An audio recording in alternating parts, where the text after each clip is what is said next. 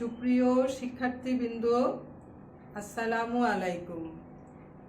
আমি স্বাগতা ম্যাডাম তোমাদেরকে আমার সমাজবিজ্ঞান অনলাইন ক্লাসে শুভেচ্ছা জানাচ্ছি। আশা করি তোমরা সবাই ভালো আছো। আজকে আমাদের আলোচনার বিষয় হচ্ছে সমাজবিজ্ঞান প্রথম পত্র, অধ্যায় 1। সমাজবিজ্ঞান প্রথম পত্র, অধ্যায় 1, অর্থাৎ প্রথম অধ্যায়। আমি গত ক্লাসেও সমাজবিজ্ঞানের প্রথম অধ্যায় নিয়ে আলোচনা করছিলাম। নিশ্চয়ই তোমাদের সকলের মনে আছে যে আমি প্রথম অধ্যায়ে কি পড়িয়েছিলাম। আমরা গত ক্লাসে সমাজবিজ্ঞান পাঠের গুরুত্ব এবং সমাজবিজ্ঞানের সাথে নৃবিজ্ঞান এবং রাষ্ট্রবিজ্ঞানের সম্পর্ক নিয়ে আলোচনা করেছিলাম। আজকে আমরা এই প্রথম অধ্যায়ের সমাজবিজ্ঞানের উৎপত্তি ও বিকাশ নিয়ে আলোচনা করব। দেখো, আজকে আমাদের আলোচনার বিষয় হচ্ছে সমাজবিজ্ঞানের উৎপত্তি ও বিকাশ। এই পর্যন্ত আমরা কিন্তু জেনেছি সমাজবিজ্ঞান কি, সমাজবিজ্ঞান কোন কোন শব্দ থেকে এসেছে, শব্দটির জনক কে এবং এর প্রকৃতি, পরিধি, পাঠের গুরুত্ব।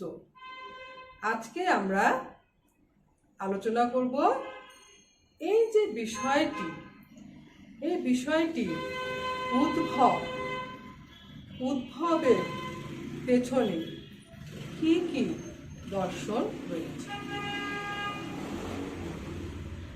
আমরা কিন্তু জানি যে সমাজবিজ্ঞান সমাজ সম্পর্কে বস্তুনিষ্ঠ আলোচনা করে, তাই না? তো আজকে আমি এই আলোচনার আগে তোমাদেরকে একটা চিত্রের সাহায্যে বোঝাতে চাই, যে দেখি তোমরা বোঝো কিনা, এই চিত্রটা দেখে তোমরা কি বুঝতে পারো। তাহলে দেখো, এখানে ছকে একটা প্রশ্নবোধক চিহ্ন রয়েছে। এই ঘরে আছে সোসিয়াস প্লাস এই ঘরে আছে লোগোস। এই সোসিয়াস অর্থ হচ্ছে সমাজ আর লোগোস হচ্ছে জ্ঞান ও বিজ্ঞান। এখানে দেখো ল্যাটিন শব্দ আর এটা হচ্ছে গ্রিক শব্দ। তাহলে এই চিত্রে দেখতে পাচ্ছ সোসিয়াস আর লোগোস। সোসিয়াস সমাজ আর লোগোস হচ্ছে জ্ঞান ও বিজ্ঞান। সোসিয়াস ল্যাটিন শব্দ এবং গ্রিক শব্দ হচ্ছে কি লোগোস। এখানে আমাদের যে প্রশ্নটা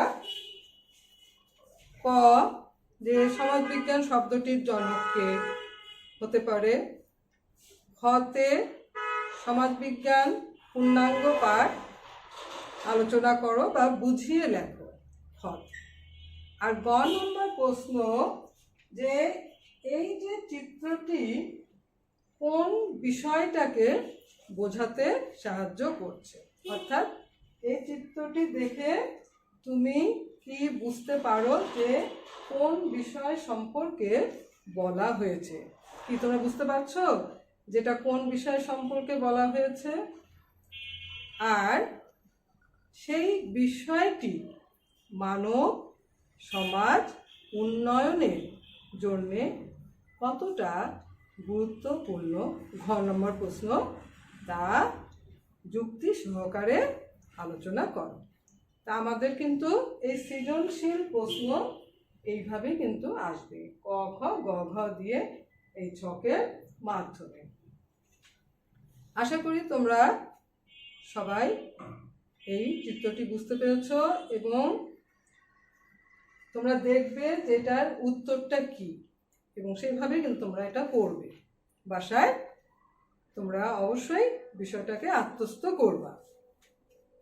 আচ্ছা, তো এখন আমরা এই সমাজবিজ্ঞানের উৎপত্তি আর বিকাশ নিয়ে আলোচনা করব। সমাজবিজ্ঞান শব্দটি আমাদের জ্ঞানের এবং শিক্ষার জগতে খুব অল্প দিনের পরিচয়। মাত্র ঊনবিংশ শতকে এই শব্দটি জ্ঞানের জগতে উন্মোচিত হয় সমাজবিজ্ঞানী অগাস্ট কোতের হাত ধরে। সেজন্যই বলা হয় sociology is the youngest of all social science. সমাজবিজ্ঞানকে কিন্তু একটি নবীন বিজ্ঞান বলা হয়ে থাকে। কিন্তু আমরা জানি যে মানব সমাজ কিন্তু অতি প্রাচীন, তাই না? আর এই সমাজ সম্পর্কে আলোচনাও কিন্তু আজকের নয়। সেজন্যে রবার্ট বিয়ারস্টেড তার সোশ্যাল অর্ডার নামক গ্রন্থে বলেন, sociology has a long past but only a short history. Robert Bierstedt, সমাজবিজ্ঞানী রবার্ট বিয়ারস্টেড তার সোশ্যাল অর্ডার নামক গ্রন্থে বলেন, sociology has a long past but a short history. Sociology has a long past but only a short history. এবং এই সমাজবিজ্ঞান সম্পর্কে একজন মনীষীরও গুরুত্বপূর্ণ একটা উক্তি রয়েছে যে সমাজবিজ্ঞান আদিম মানব সমাজের মতোই প্রাচীন এবং প্রতিদিনের সংবাদপত্রের মতো নতুন।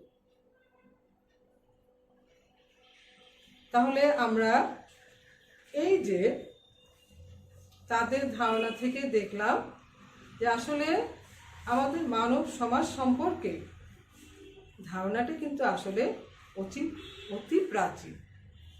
সমাজ সম্পর্কে গবেষণা, ধ্যান ধারণা, দর্শন কিন্তু বহু যুগ আগে থেকে শুরু হয়ে গিয়েছে। মানুষের সহজাত প্রবৃত্তি হচ্ছে জ্ঞান অনুসন্ধিৎসা। মানুষের সহজাত প্রবৃত্তি হচ্ছে তাদের জ্ঞান অনুসন্ধিৎসা। এই সহজাত প্রবৃত্তি থেকে মানুষ একদিকে যেমন প্রকৃতিকে জানতে চেয়েছে, অন্যদিকে জানতে চেয়েছে তার সমাজ।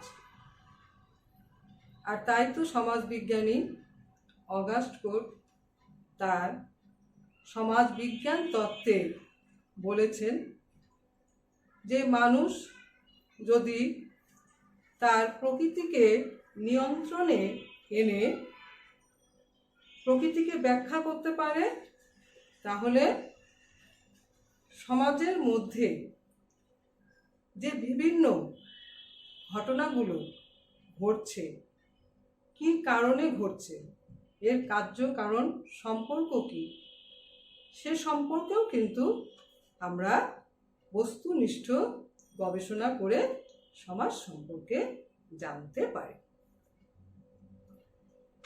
তো আমাদের এই যে সমাজ বিজ্ঞান, এর উৎপত্তি মূলে আমরা কিন্তু দেখতে পাই যে দর্শন। মানুষের যে এই জ্ঞান অনুসন্ধিৎসা, মানুষের জ্ঞান অনুসন্ধিৎসার প্রথম পর্যায়ে আমরা পাই দর্শন শাস্ত্র, দর্শন শাস্ত্র। এবং এই দর্শন শাস্ত্র ধীরে ধীরে প্রসারিত হতে থাকে।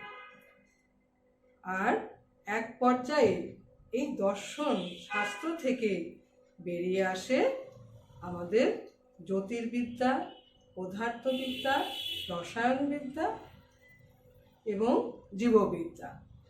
আর তারপরে আরও দুটি শাখা, একটি হচ্ছে মানবিক আচরণের শাস্ত্র, মনোবিজ্ঞান, আর একটি হচ্ছে সামাজিক বিজ্ঞান অর্থাৎ সমাজ বিজ্ঞান। তো দেখো, এই যে আসলে আমাদের যে সমাজ বিজ্ঞানের উদ্ভবের পেছনে কিন্তু একটা কি দার্শনিক ধারণা কিন্তু রয়েছে, তাই না? এখন আমরা আর একটু বিশ্লেষণে যাই যে সমাজ বিজ্ঞান উৎপত্তির মূলে আমাদের সমাজবিজ্ঞানী জিন্স বার্গ তার রিজন অ্যান্ড আনরিজন ইন সোসাইটিতে বর্তমান সমাজের পটভূমি বিশ্লেষণ করে চারটি ধারণার কথা তিনি ব্যক্ত করেছেন। সমাজবিজ্ঞানের উদ্ভবের মূলে কারো মতে কিছু নৈতিক মতবাদ, কারো মতে প্রাকৃতিক, কারো মতে সমাজ সংস্কার ও উন্নতি রয়েছে। তো আমরা এখন দেখব যে সমাজবিজ্ঞানী জিন্স বার্গ তার এই যে রিজন অ্যান্ড আনরিজন ইন সোসাইটি গ্রন্থে তিনি বর্তমান সমাজের পটভূমি বিশ্লেষণ করে চারটি দর্শনের কথা অর্থাৎ চারটি ধারণা রয়েছে যেটা আমাদের সমাজবিজ্ঞানের উদ্ভবের পেছনে আছে। প্রথম কারণটা হচ্ছে ইতিহাসের দর্শন, 2 হচ্ছে রাষ্ট্রনৈতিক দর্শন, 3 হচ্ছে আমাদের বিবর্তনবাদ, আর 4 হচ্ছে সামাজিক যৌগিক। তো আমরা একটু বোর্ডে লিখে দেই।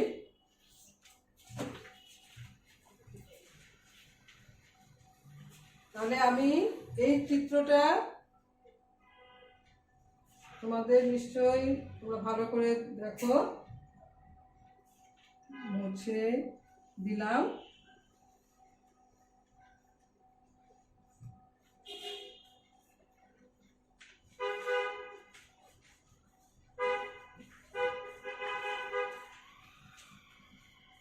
আচ্ছা, তাহলে জিন্স বার্গ, হ্যাঁ, জিন্স বার্গ সমাজবিজ্ঞানী জিন্স বার্গ তার রিজন অ্যান্ড আনরিজন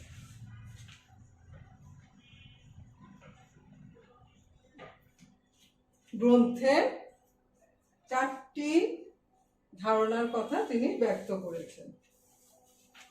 এক হচ্ছে ইতিহাসের দর্শন, ইতিহাসের দর্শন,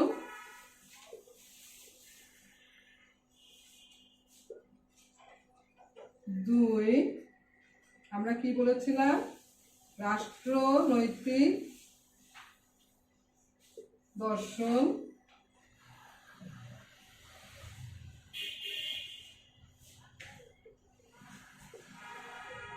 3 হচ্ছে বিবর্তনবাদ,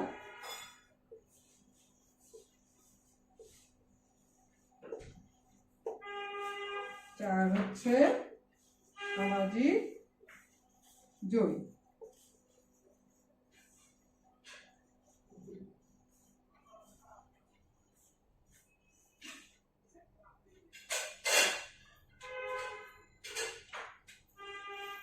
তাহলে আমরা প্রথমে যে ব্যাখ্যাটায় যাব সেটা হচ্ছে ইতিহাসের দর্শন। সমাজবিজ্ঞানের উদ্ভবের পিছনে ইতিহাসের দর্শন হচ্ছে একটা নিয়ামক শক্তি। সমাজবিজ্ঞানের উদ্ভবের পেছনে ইতিহাসের দর্শন হচ্ছে একটা নিয়ামক শক্তি। চতুর্দশ শতকে সমাজবিজ্ঞানী ইবনে খালদুন তিনি এই সমাজ বিজ্ঞান অর্থাৎ সমাজ সম্পর্কে, ইতিহাস সম্পর্কে বস্তুনিষ্ঠ ব্যাখ্যা ও বিশ্লেষণ দিয়েছে এবং সেই ধারাকেই অনুসরণ করে আমাদের অষ্টাদশ অর্থাৎ ঊনবিংশ শতকে সমাজবিজ্ঞানী এবং ইতিহাসের দার্শনিক ভিকো তা অক্ষুণ্ণ রেখেছে। আমরা ইতিহাসের দার্শনিকদের মধ্যে সমাজবিজ্ঞানী Vico, Montesquieu, Ibn Khaldun, Max Weber, Karl Marx প্রমুখ সমাজবিজ্ঞানীদের নাম উল্লেখযোগ্য। তো আমরা সমাজবিজ্ঞানী ভিকো তাকে কিন্তু সামাজিক ইতিহাসের জনক, অর্থাৎ তাকে পাশ্চাত্য সমাজে কিন্তু সমাজবিজ্ঞানের জনক বলেও কিন্তু অভিহিত করা হয়ে থাকে। আমরা দেখব যে আসলে আমাদের যে বিভিন্ন সমাজবিজ্ঞানীরা তারা কিন্তু বিভিন্নভাবে যে আমাদের যে মানব সমাজটা বিবর্তনের ধারায় ধাপে ধাপে এগিয়ে গিয়েছে সেই ব্যাখ্যাগুলো কিন্তু করেছে। আমরা কিন্তু এর আগের ক্লাসেও কিন্তু দেখিয়েছি যে সমাজবিজ্ঞানী কার্ল মার্কস তিনিও কিন্তু সমাজের যে স্তরগুলোর কথা বলেছেন, নিশ্চয়ই তোমাদের মনে আছে। তা আমরা সমাজবিজ্ঞানী ভিকো তিনটি ধারার কথা বলেছেন, অর্থাৎ তিনি সমাজকে তিন ভাগে ভাগ করে দেখিয়েছেন। প্রথম হচ্ছে দেবতাদের যুগ, দুই হচ্ছে বীর যোদ্ধাদের যুগ, তিন হচ্ছে মানুষের যুগ, তাই না? তাহলে দেখো আমাদের আসছে কিন্তু প্রথমে দেবতাদের যুগ, দ্বিতীয়ত হচ্ছে আমরা কি বললাম বীর যোদ্ধাদের যুগ, তৃতীয়ত হচ্ছে মানুষের যুগ। এইভাবে দেখো যে পর্যায়ক্রমে সমাজটা কিন্তু আধুনিক সমাজে কিন্তু রূপান্তরিত হয়েছে। তা আমরা ইতিহাসের দর্শনের মধ্যে যে বিষয়টা দেখলাম যে ইতিহাসের দার্শনিক সমাজবিজ্ঞানী ইবনে খালদুন তিনিও একজন ইতিহাসের দার্শনিক। তিনি 1400 শতকেই কিন্তু এই সমাজ সম্পর্কে গভীর চিন্তা বা ভাবনা এবং বস্তুনিষ্ঠ ব্যাখ্যা এবং বিশ্লেষণ দিয়েছে। আর তার পাশাপাশি আমরা সমাজবিজ্ঞানী ভিকো, মন্টেস্কিউ, ভল্টেয়ার, ম্যাক্স ওয়েবার এবং আমাদের সমাজবিজ্ঞানী কার্ল মার্কস প্রমুখ সমাজবিজ্ঞানীর ধারাতে এই ইতিহাসের দর্শন আমরা লক্ষ্য করি। অর্থাৎ তারা কিন্তু বিভিন্নভাবে সমাজবিজ্ঞানের উদ্ভবের পিছনে বিভিন্ন সমাজতাত্ত্বিক ব্যাখ্যা দান করেছে। এবার আমরা আসব সমাজবিজ্ঞানের যে রাষ্ট্রনৈতিক দর্শন, অর্থাৎ সমাজবিজ্ঞানের এই রাষ্ট্রনৈতিক দর্শন উদ্ভবের পিছনে অনেক গুরুত্বপূর্ণ ভূমিকা কিন্তু পালন করে এসেছে। তো আমরা রাষ্ট্রনৈতিক দর্শন যখনই আসে, অর্থাৎ রাজনৈতিক দর্শন, রাষ্ট্রবিজ্ঞানের যে অবদান, সেক্ষেত্রে আগেই যে বিষয়টা চলে আসে, সমাজবিজ্ঞানী অ্যারিস্টটল, প্লেটো, সক্রেটিস, অ্যারিস্টটলের পলিটিক্স, প্লেটোর দি রিপাবলিক, তাদের যে গ্রন্থগুলো, সেখানে সমাজবিজ্ঞান সম্পর্কে, অর্থাৎ তাদের যে আদর্শ রাষ্ট্রতত্ত্বে আমরা সমাজতাত্ত্বিক ধ্যান ধারণা এবং বিশ্লেষণ দেখতে পাই। এবং এই যে তাদের যে নিখুঁত যে ব্যাখ্যা বিশ্লেষণগুলো রাজনৈতিক দর্শনে, তারাও কিন্তু সমাজবিজ্ঞান সম্পর্কে সুস্পষ্ট ধারণা দিয়ে গিয়েছে। তাহলে আমরা তাদের যে অবদানগুলো রয়েছে, অর্থাৎ আমরা সমাজবিজ্ঞানের উদ্ভবের পেছনে কি লক্ষ্য করি, যে রাষ্ট্রনৈতিক দর্শনও যথেষ্ট ভূমিকা পালন করছে। এবার আমরা আমাদের তৃতীয় পয়েন্ট হচ্ছে বিবর্তনবাদ। বিবর্তন, ধীরে ধীরে পরিবর্তন। সমাজবিজ্ঞানের উদ্ভবের পেছনে, উৎপত্তি এবং বিকাশের পেছনে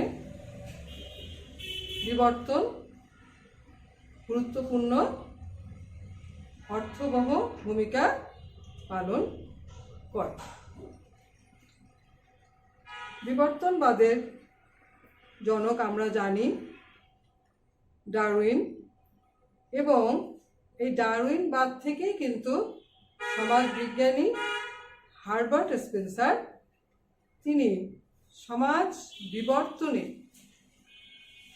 জীব বিবর্তনের ধারণাটা তুলে ধরেছে। অর্থাৎ জীবের যে বিবর্তন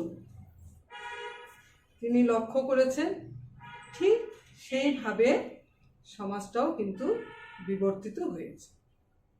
অর্থাৎ সহজ সরল অবস্থা থেকে ক্রমশ জটিলতর অবস্থা বা আধুনিক শিল্প সমাজে রূপান্তরিত হয়েছে।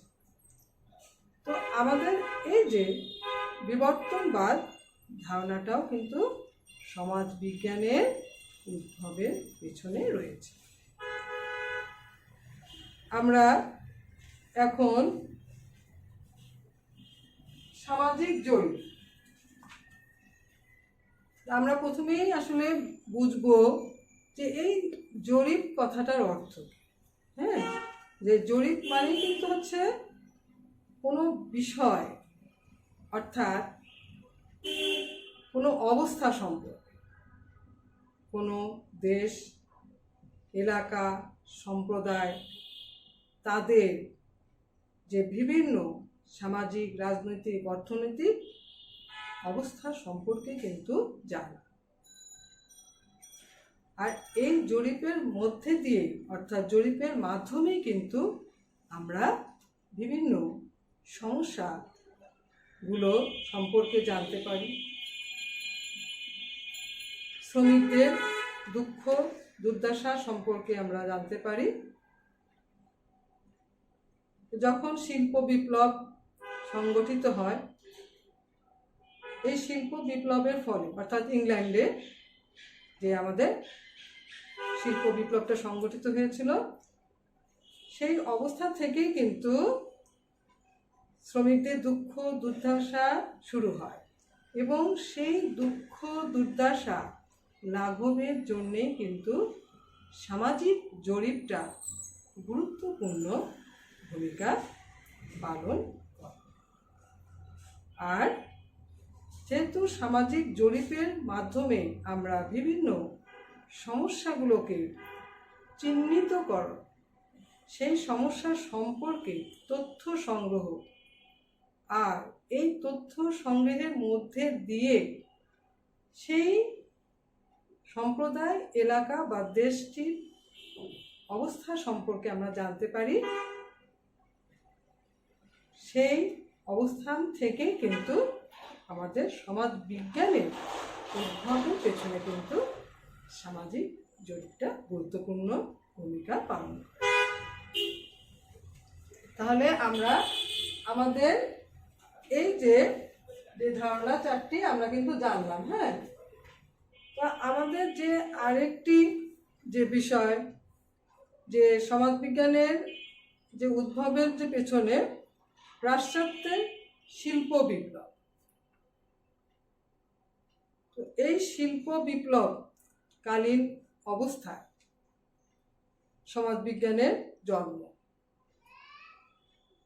এই শিল্প বিপ্লবের ফলে সমাজের মধ্যে অর্থাৎ শ্রমিকদের যে দুঃখ দুর্দশা শুরু হয়েছিল, সেই অবস্থান থেকে সমাজবিজ্ঞানী সেন্ট সাইমন সমাজবিজ্ঞানের একটি নতুন বিজ্ঞান অর্থাৎ নতুন ধারণা, সমাজবিজ্ঞানের জন্য একটি নকশা তিনি তৈরি করেন। আর সেই নকশাটাই কিন্তু অনুসরণ করেন আমাদের সমাজবিজ্ঞানী অগাস্ট কোল। আর সমাজবিজ্ঞানী অগাস্ট কোল সেই সূত্র ধরেই 1839 সালে তিনি সমাজবিজ্ঞান শব্দটি জ্ঞানের জগতে প্রতিষ্ঠা করেন। সমাজবিজ্ঞানী অগাস্ট কোল, তাকে সমাজবিজ্ঞানী অগাস্ট কোল মানব সমাজের ধারাকে 3টি ভাগে ভাগ করিয়ে দেখিয়েছেন।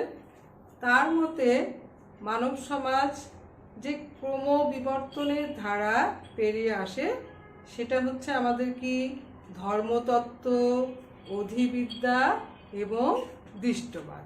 হ্যাঁ, ধর্মতত্ত্ব, অধিবিদ্যা এবং দৃষ্টবাদ।